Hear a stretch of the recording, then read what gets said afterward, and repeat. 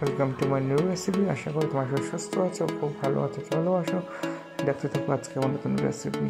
আজকে আমি বানাবো মটর পনির। তার জন্য আমি আধা কেজি মটর নিয়ে নিলাম, আর এখানে আমি 200 গ্রাম পনির নিয়ে নিলাম। এদিকে আমি গরম মশলা, সব রকম গরম মশলা নিয়ে নিলাম। এদিকে কাজু, টমেটো, পেঁয়াজ, কাঁচা লঙ্কা, রসুন সব কিছু নিয়ে নিলাম। রসুন 2টার মতো নিলাম, কাঁচা আদা নিয়ে নিলাম, পেঁয়াজ 2টার মতন বড় বড় সাইজের নিয়ে নিলাম। এদিকে আমি কড়াইটা বসিয়ে দিলাম, দিয়ে এদিকে সামান্য তেল দিয়ে দিলাম। দিয়ে পেঁয়াজগুলো সমস্ত সব কেটে নিয়েছি, টমেটো সব কিছু কেটে দিই।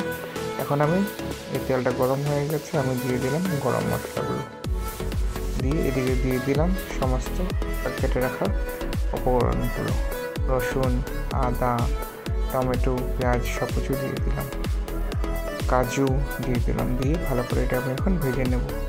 এদিকে আমি পনিরটা সিদ্ধ করে নিয়েছি, তার জন্য ওই মশলাটা আমি নামিয়ে নিয়েছি। নিয়ে এখন আমি ওই তেলের মধ্যে পনিরগুলো একটুখানি ফ্রাই করে নিচ্ছি।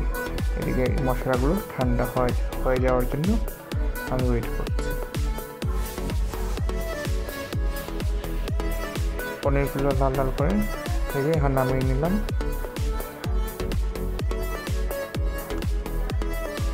এদিকে সামান্য একটু জিরা ফোড়ন দিয়ে দিলাম।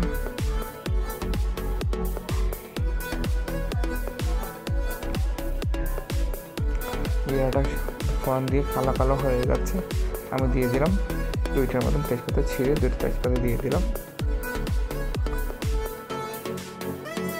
দিয়ে ভেজে রাখা মশলাটা ভালো করে ব্লেন্ড করে নিয়েছিলাম।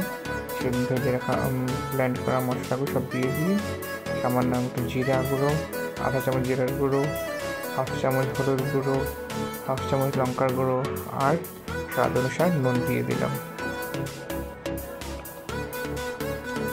দিয়ে এখন এটা ভালো করে একটু ভেজে নেব।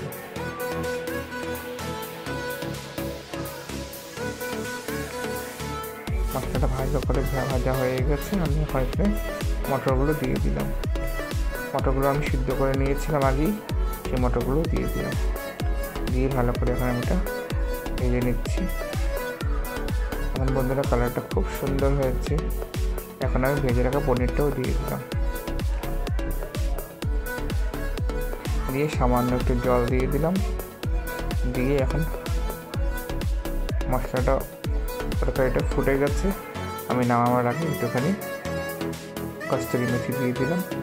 দিয়ে ভালো করে এটা আমি একটু শুকিয়ে নিচ্ছি, ড্রাই করে নিচ্ছি। নামানো হয়ে গেছে মটর পনিরটা। আশা করি তোমাদের এই ভিডিওটা খুব ভালো লাগবে। তোমরাও বাড়িতে বানিয়ে খাও। আর যারা আমার চ্যানেল নতুন, প্লিজ আমার চ্যানেলকে সাবস্ক্রাইব করে দাও। তোমরা আমাদের সাপোর্ট করো, আর আমার ভিডিওটা বেশি বেশি করে শেয়ার করো। Thank you.